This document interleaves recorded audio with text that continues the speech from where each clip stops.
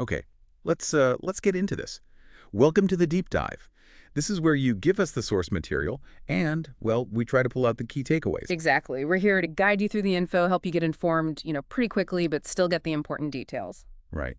And today, we're diving into something you've probably seen, I don't know, countless times, maybe without really thinking about the why. Why do planes take off and land facing into the wind? It's like super fundamental in aviation.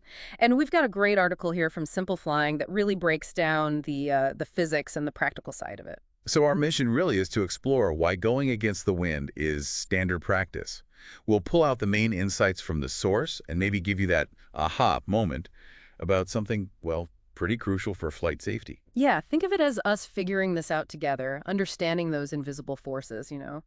Every time a plane takes off or lands, why does heading into the wind actually help? Let's see what the source says. Okay, so first thought.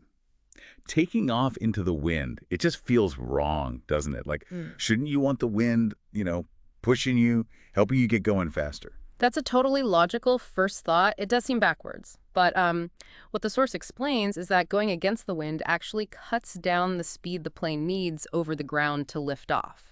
It affects the minimum ground speed needed. Okay, hold on. So the wind helps you get lift faster, even though you're moving slower along the actual runway. How does that work? Like, what physics is involved there? So the main thing is the speed of the air flowing over the wings. That's what creates lift. And the source points out when you move into a headwind, that air is already moving towards the plane. Right. So as the plane moves forward, that headwind basically adds to the speed of the air moving over the wings. Okay. So it's like the wind gives the air over the wing a running start. Precisely, yeah. The wing's designed, its shape, creates lower pressure on top because the air flows faster there than underneath. And that low pressure pulls the wing up. That's your lift. So taking off into a headwind means you hit that crucial relative airspeed over the wing much, much faster. Got it. Okay. So more airspeed over the wing, more efficiently, means you don't need as much speed on the ground to get enough lift. Exactly that. And the source notes this means pilots don't need as much thrust from the engines to hit that liftoff point. And less thrust. Burning less fuel for less time during that really power-hungry takeoff. I mean, that sounds like a huge win for efficiency, right? Absolutely. So it's not just getting off the ground, it's doing it smarter. Definitely smarter. Now, interestingly, once you're actually airborne and cruising, the whole situation kind of flips. Then you want the wind at your back. Yeah. A tailwind. Exactly. A good, strong tailwind during cruise. That's what you want. It adds to your ground speed, cuts down flight time, saves fuel, because you're essentially getting a push. Yeah. It really shows how wind plays different parts of the flight.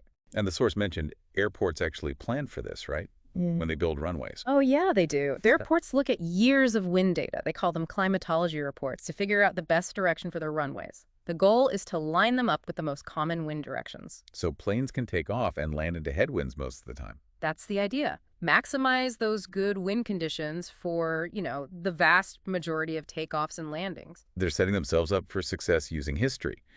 But what about when the wind just doesn't play ball? The source had examples, didn't it? Right, and that's where you see the real operational headaches. It shows just how vital those headwinds are. The article mentions Air New Zealand's long flight Auckland to New York. Yeah. Sometimes really strong headwinds over the Pacific forced their 787s to reduce payload. Payload, like passengers, luggage. Yeah, sometimes luggage had to be removed, or they might even need an unscheduled stop just to refuel because fighting that headwind the whole way uses too much fuel. Wow. Removing bags because the wind's wrong thousands of miles ahead? That really brings it home. It really does. And Indigo, the Indian carrier, has similar issues on their Delhi to Istanbul route with an A321neo. It's not constant, weather changes, but it shows the real impact wind has day to day when things aren't ideal. Okay, so headwinds. Crucial for takeoff. What about landing? Same logic for slowing down. Pretty much, yeah. The same idea of using wind to manage speed. When you land into a headwind, the plane itself is being resisted by that oncoming air. Which helps slow it down faster once the wheels are on the ground. Correct. You decelerate more quickly after touchdown. And the source points out this lets pilots get down to a safe taxi speed sooner. And the benefit of slowing down faster on the runway, what does the source say? Two main things, really. You clear the runway quicker, which is obviously good for airport traffic, especially busy ones. Makes sense. And maybe more importantly, less reliance on the plane's brakes to slow down. Using the wind saves wear and tear on those brakes. Ah, less brake wear. That sounds like a definite cost saving over the long run, and safer too, I'd imagine, Mm. for passengers. Definitely safer.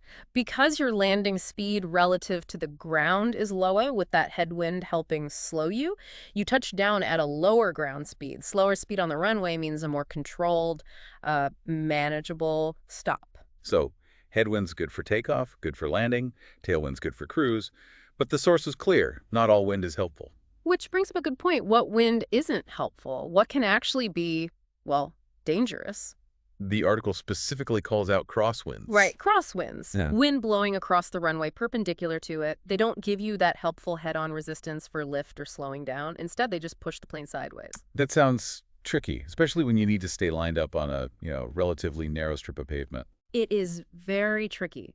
Crosswinds make keeping the aircraft aligned with the runway center line a real challenge, particularly during approach and the actual touchdown. Pilots have specific techniques, like crabbing or side-slipping, to counteract it.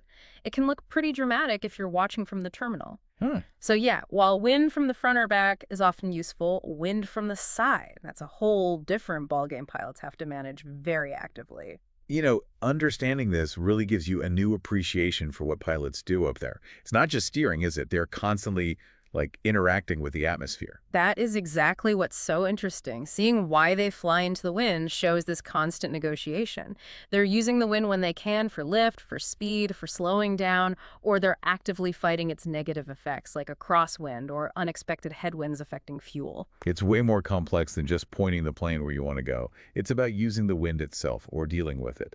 Every single flight. Precisely. And the source kind of touches on this balance, this delicate art of managing wind. It leaves you with something to think about, doesn't it? Yeah. Just consider that constant interplay. It's not just about avoiding bad weather. It's about pilots and airlines strategically using this invisible force or skillfully mitigating it for efficiency, for safety, on every single trip.